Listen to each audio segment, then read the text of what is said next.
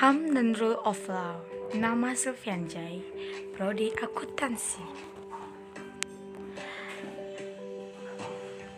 Pengertian Rule of Law menurut IVDC memiliki 3 pengertian sebagai berikut.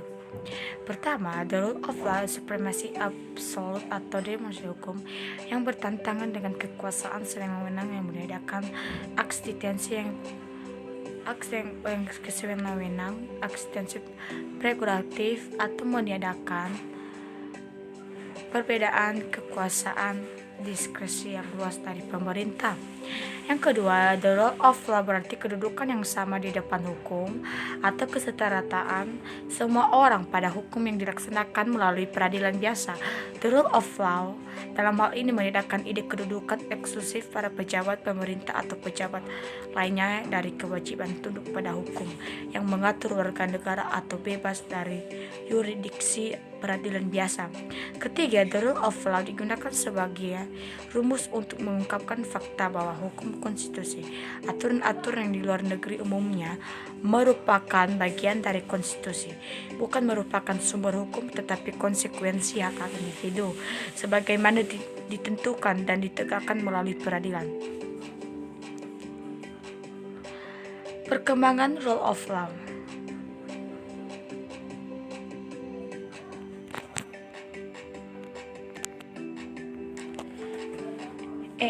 H.S. Godfrey Phillips dalam bukunya Constitutional and Administrative Law memberikan catatan atas pemikiran DC. Pertama, terhadap yang pertama dipermasalahkan mengenai pengertian regular law arbitrary power. Kedua, terhadap pengertian equality before the law dipermasalahkan mengenai penggolongan dalam masyarakat berdasarkan pertimbangan sosial ekonomi ataupun status hukum.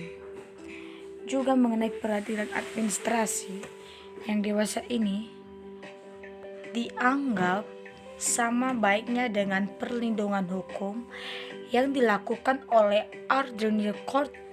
Dan ketiga, permasalahan konstitusi sebagai akibat dari ordinary law of the land yang didasarkan atas keyakinan bahwa common law memberikan perlindungan hukum yang lebih baik terhadap warga negara daripada perlindungan oleh konstitusi tertulis.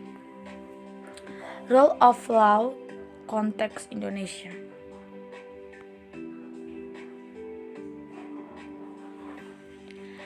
Masa kolonial Belanda yang sangat bergantung pada kitab undang-undang dan peraturan perundang-undangan, sedangkan putusan-putusan pengadilan pada umumnya hanya dipakai sebagai referensi ketimbang sumber hukum sebagaimana dalam sistem common law.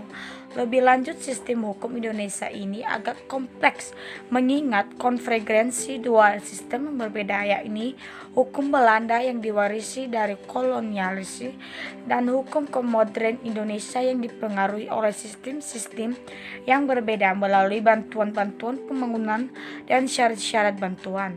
Selain itu, hukum keluarga Islam berlaku sebagai hukum formal bagi warga negara yang menganut agama Islam serta hukum adat yang diakui kedudukannya. Hukum Islam juga diperlakukan di Aceh sebagai bagian dari status otonomi khusus yang diperoleh sejak tahun 2001 dan diperkuat pada tahun 2006. Ciri negara hukum Indonesia.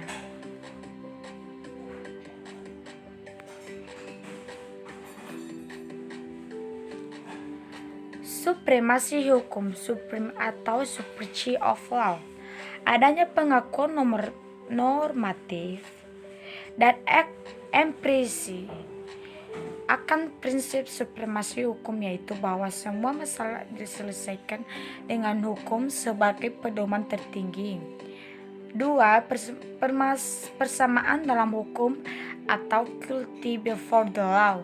Adanya persamaan kedudukan setiap orang dalam hukum dan pemerintah yang diakui secara normatif dan dilaksanakan secara empiris. 3. Asas legalitas atau due of law. Dalam setiap negara hukum dipersyaratkan perlakuan asas legalitas dalam segala bentuknya atau due process of law, yaitu bahwa segala tindakan pemerintahan harus didasarkan atas peraturan perundang-undangan yang sah dan tertulis. 4. Pembatasan kekuasaan. Adanya pembatasan kekuasaan negara dan organ-organ negara dengan cara menerapkan prinsip-prinsip pembagian kekuasaan secara vertikal dan pemisahan kekuasaan secara horizontal. 5. Organ-organ campuran yang bersifat independen. Dalam rangka membatasi kekuasaan ini, di zaman sekarang perkembangan pula adanya pengaturan kelembagaan pemerintah yang bersifat independen seperti bank sentral, organisasi tentara, dan organisasi kepolisian.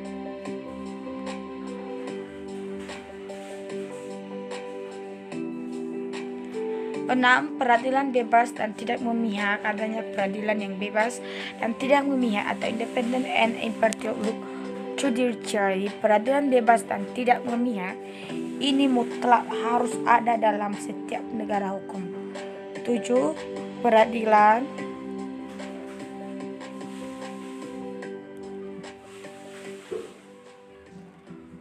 bebas dan tidak memihak ini mutlak harus ada dalam setiap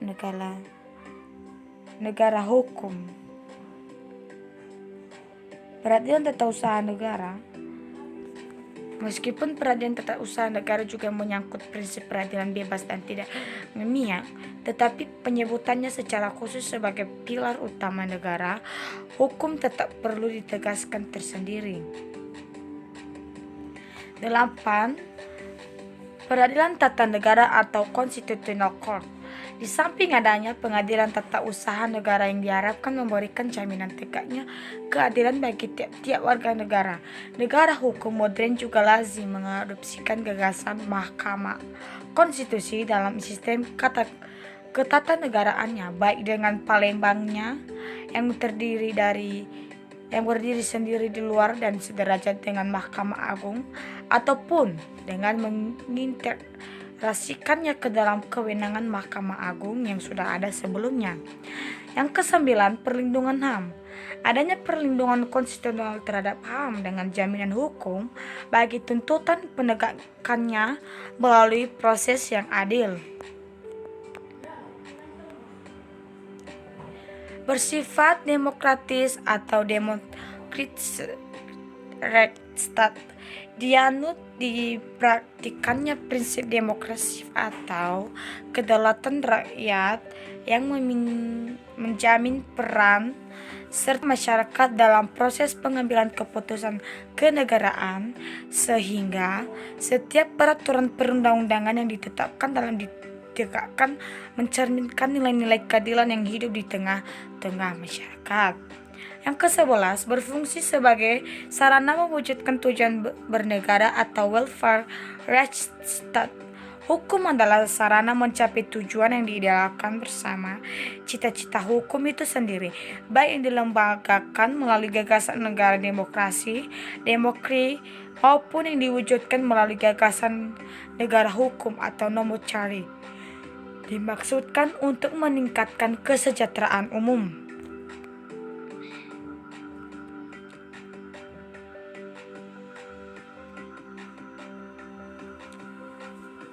12. Transparansi dan kontrol sosial.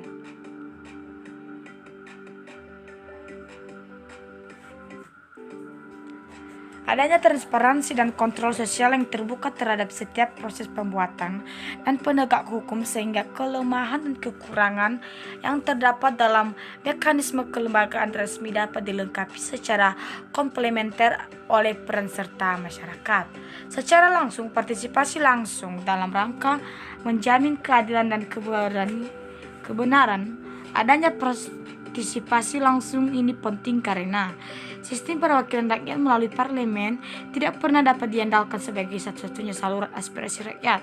Karena itulah prinsip representation ini ideas dibedakan dari representation in presence.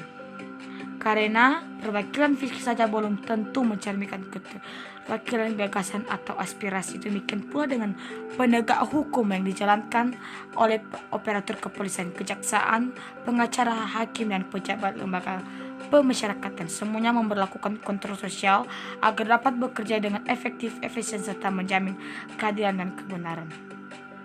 Maksudnya dari yang berbasis transparansi dan kontrol sosial, maksudnya ini utusan masyarakat untuk mengemukakan pendapat kepada pemerintah, karena utusan yang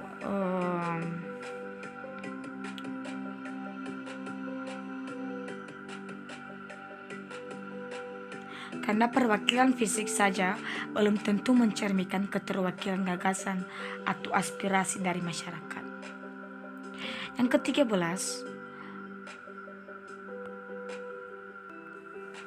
berkebutuhan yang Maha Esa. Khusus mengenai cita-cita negara hukum Indonesia yang berdasarkan Pancasila, ide kenegaraan kita tidak dapat dilepaskan pula dari nilai ketuhanan yang Maha Esa.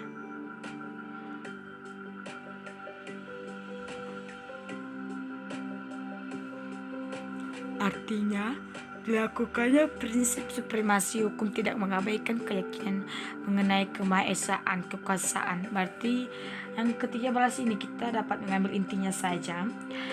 Di negara Indonesia, di Pancasila itu sila pertama itu ketuhanan yang Maha Esa, di mana di dalam pemerintah tidak boleh dilupakan yang namanya ketuhanan yang Maha Esa. Jadi kita harus patut dengan agama kita masing-masing.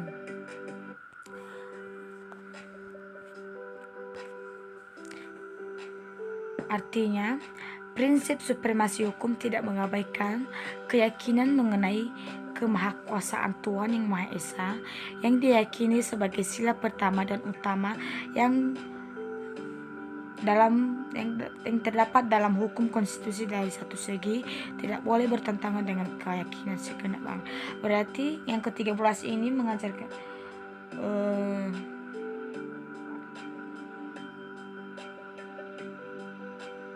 supremasi tidak yang ke-13 ini supremasi tidak mengabaikan juga tentang kekuasaan Tuhan, di mana Ia mengajarkan kita supaya kita tetap berteguh dan meyakini kekuasaan Tuhan yang Maha Esa.